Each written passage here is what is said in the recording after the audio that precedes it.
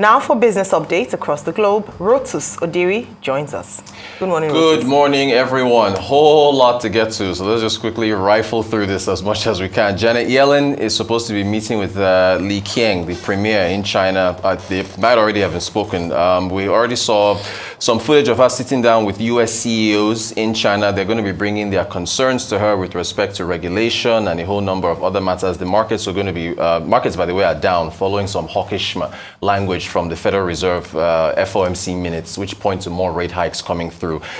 We move to Ant Group, still in China. Reuters is saying that China is going to fine them about $1 billion. Remember, China scuttled their IPO plans, was it last year or the year before, $37 billion worth, wiped off a number of potential market cap off the Asian, Chinese markets.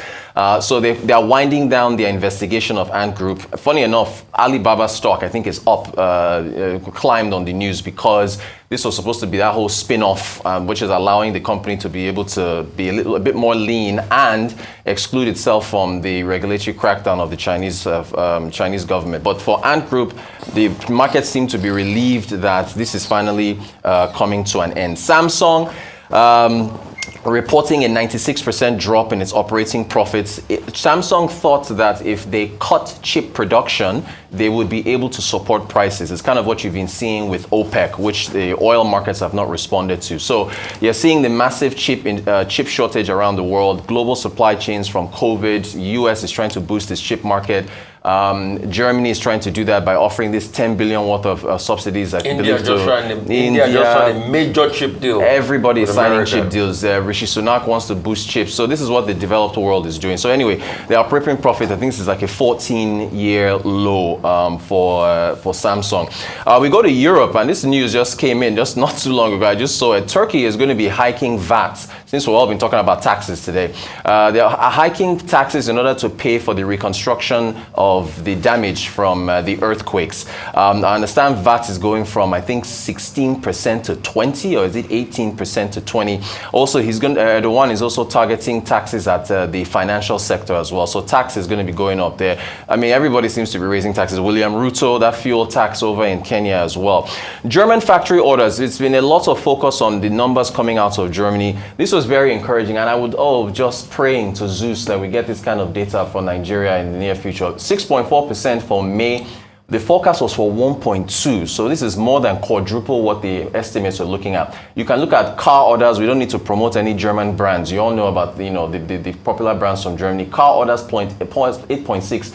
Other vehicles, mostly trains and I think planes or so, 137% climb there. So Germany, though, things are still a bit tight as far as the issues that they're facing with energy and so on. Industrial dollars came out earlier this morning, and I think that was flat month on month and year on year. But it's saying this is encouraging data coming out from Germany. The UK, JP Morgan is saying that UK could be in for a very hard landing. They are forecasting that the rates could hit 7%, which would be disastrous. Well, no, I think it will top out at maybe 5.5 or 6, okay. But we'll see, because if it gets to 7, so there was I couldn't add this because there's so much data coming out this morning. UK mortgage, home prices fell by their fastest pace in, I think, about over a year or so, because the rates are continuing to make mortgages more expensive in the UK. Now, this is the US we're looking at now. This just came out yesterday. Average mortgage rates, you can see, and this is pretty intuitive. On your left, you've got your actual rate, 6.85, up from 6.75. Your applications fell. I've seen that this is the fastest rate they've fallen since the beginning of the year. Basically, mortgages are getting more expensive in America because rates are going up. So intuitively, applications are going to fall. Private sector job numbers from ADP in the US came out yesterday. This was an absolute barn burner of a number that came out. 497,000 private jobs. This is from ADP, which is separate from the non-farm payrolls that we'll see later on today. 497,000 jobs in the private sector again created. The June forecast was between 220 to 228. Last in May was 267. The markets actually fell on this news. Why? Because the US labor market continues to show strength despite the Fed raising rates and trying to cool the market. So what that means is if you're still creating more and more jobs, you're going to be paying more and more wages, and that is going to put pressure on inflation, which the US has been trying to tamper down for years now. So all eyes now on the non-farm payrolls. We're going to get it. And again, there's the ADP, it's, that's private sector. Non-farm takes everything holistically. And so we're going to see that number later on. But the markets are all down basically because of the fear of more rates, and it's expected that they're going to get another strong job report for June, so which is good for Biden going into the election next year. And then you already touched on the taxes here in Nigeria. If we come to Africa now, do you know that in the Finance Act 2023, as proposed, there was a 0.5% tax on imports coming into, I believe, the rest of from other parts of Africa. And as far as the Gazette is concerned, the commencement date was May the 28th, and a number of firms in Nigeria didn't even know about it. So they were already in violation by the time it came to the fore. We talked to Taiwo Oyedele of PwC on the Global Business Report yesterday. So what the Tinubu administration has done now is just communication, forward guidance, just to allow businesses, there's something called ARP, I think it's Enterprise Resource Planning or whatever, where you put your tax books in order in terms of how rates are going to move and what you have to do and so on and so forth. So that's pretty good. And then another update, we understand that the central bank is now allowing oil and gas firms in Nigeria to sell dollars to banks. Big update, because now you're going to improve liquidity in the FX markets. Even with what we've seen, volumes have been climbing. And also, if you know, before, in the former regime, oil firms were forced to sell to the CBN. CBN was the only gateway at that, overvalued 400 naira or 460 naira to dollar official rate. So now, with the I&E window harmonized, you can sell to banks at a higher rate. It's going to give oil and gas firms more naira for their dollars, and also hopefully improve FX liquidity in the country. So a couple of things about... Oh, sorry, Instagram threads. Sorry, I'm sorry. There's so much to do today. It's just hard to keep up. What happened? Twitter kind of veiled legal threats to Meta, saying that they took ex-Twitter employees that Elon Musk fired and hired them to now copy Twitter. Meta then responded saying, no, we're not using any of your ex-employees, and so on and so forth. I signed up for Threads. It's pretty interesting. And it's 30 million sign-ups now, so it's really climbing. I think it's a legit threat to Twitter. You know my response to Elon Musk? Go and sit down. Go to court. That's my response to Elon Musk. Go to court. If you can prove it, go to court. Let's talk about Turkey. Yeah, Turkey, yeah. So I was saying this guy had a big role to play in the disaster and the earthquake, and you were asking me how. So let me break it down for you. Yeah. Proud to this time, everyone wanted to grow the economy. There were very strict building permits in Turkey as regards, because Turkey also falls on that region called the tectonic plate of fire, where earthquakes would normally happen.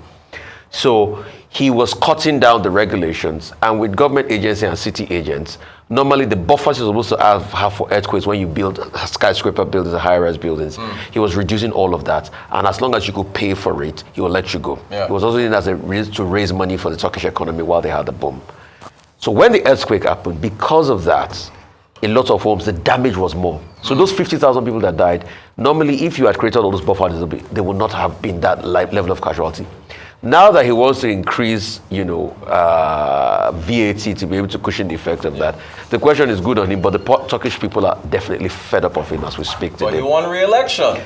He won re-election with a chill speed, highly arguable election anyway. He won. So they're fed up of him, and it just goes to show how this man has just, raised his ugly head in the Turkish politics and all of that. Well, he has a second term now, so he can do what he wants. Another thing I'd like to talk about the rates, and why I was talking about the rates in taxes. England. What's it called? What's the second story I wanted to talk about? Which one? China? You're a Bank of England. The Bank of England. Okay, was the Bank of England, because why I said the rates could be more is because look at what happened recently with the mortgage price increases, the distortion it caused in the market in England. As a result of that, yes, the Bank of England might be trying to, temper things down, but the effect is building, just like you talked about in America too.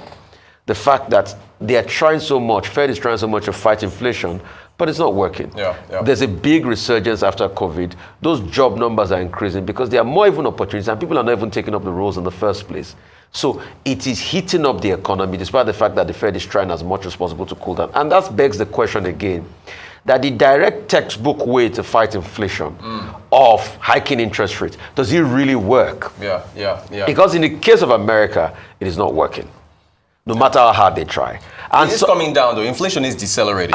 Decelerating. But not at the pace. That they want. Not at the pace and not at the injection they are doing. Yeah. So somebody will wonder. We can see private establishments, what is it called? Job numbers. We can see non-farm payrolls. When are we going to see our monthly job numbers like this in Nigeria?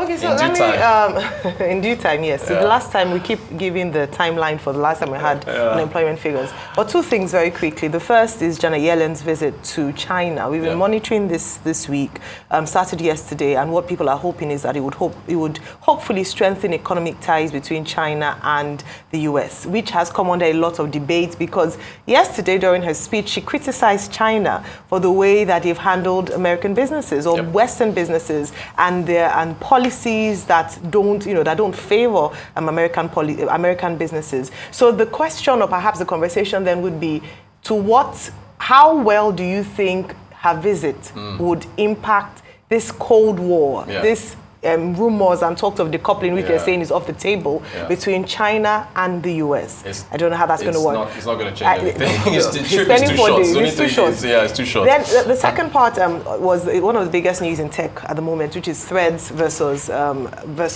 Twitter. Yeah. And in Elon Musk's tweet, he said, copycat is, cheating is bad. Copycat can. Competition is good. Competition is bad. good. Cheating is bad. Yeah. And that raises the question, especially for emerging social media spaces. How many of them are starkly different? Meta is infamous for borrowing ideas. Of course, no, stealing. You can say it. They stole Snapchat stories for Instagram.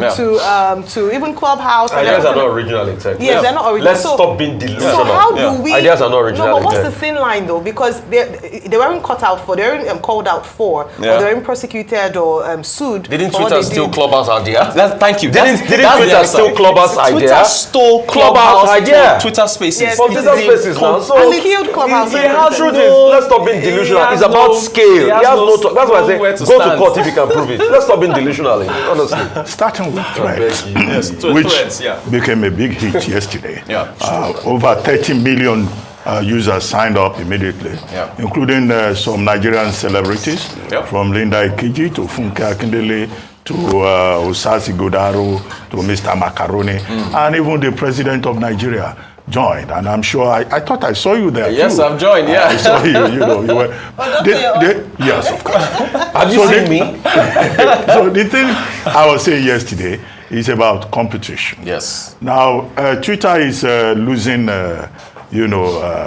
He's having high blood pressure because of Thread, because of and they said Meta stole their staff, poached their staff.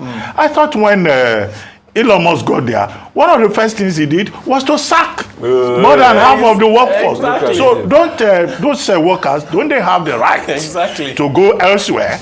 Is there proof that they signed any kind of agreement that for a certain period of time, even if you are fired, you cannot work elsewhere? But in any case, Thread has also issued a statement saying we don't even have any Twitter staff working on the engineering end, of threats that has come up. I think the fear is just about fear of competition.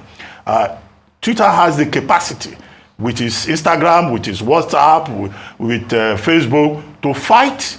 Meta has the capacity to fight Twitter, and that may have instilled fear in Elon Musk. Maybe that cage fight between Zuckerberg and Elon Musk will still happen, and we'll have a big. But the thing is that there's also Jack Dorsey that is coming with Blue Sky. So is Elon Musk lawyer Alex Spiro? Is he also preparing a letter to Jack Dorsey not to come into that space? But competition is good for everyone. Now, about Janet Yellen, the big question is, last month, Anthony Blinken visited. This month, Janet Yellen is visiting. Would they be able to find a common ground? Well, I doubt. But what is important is the point made by Anthony Blinken, when he visited, that they will open the line of communication. And what we have seen is that communication channel has been opened. So it's good to have the largest economy and the largest second largest economy talking. Yeah. You know, that's all that we can hold on to. And maybe in the process, after these 5 years of trade war between both, they will be able to find that common ground that they are seeking. Yeah. That's the state. And be able to separate trade from politics. Exactly. Because there is a difference. Because they still trade a lot. Yeah, the course. Volume of trade between huge. both between countries them, is still quite a lot. Yeah. Thank you very much for your time. Thank you. Thank you. Thank you. It's time.